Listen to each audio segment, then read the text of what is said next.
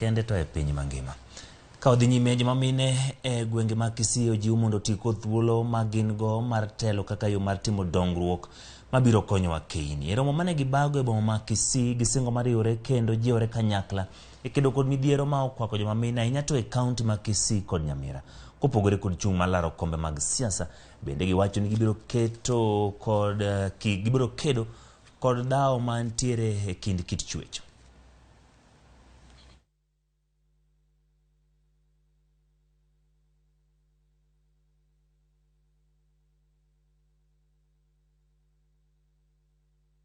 I mean, basically, KISII remains to be one of the communities that is deep-rooted in patriarchy, and we've seen our women continue to struggle to be leaders, especially in political leadership.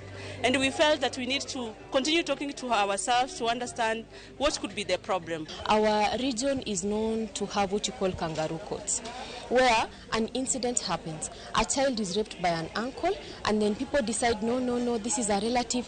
They go behind the scenes, and they settle it in the family way. I was the first woman to fire in KISII in 2007, and there was a lot of violence from men. Join hands and end the stereotype of a woman cannot be a governor, cannot be a senator, to realize that has been overtaken by events, and right now women are no threats to leadership. We are going to come up with a solution, and the only way to get a solution is just sitting like this, having conversations until we get into that boardroom where we should vie for this position.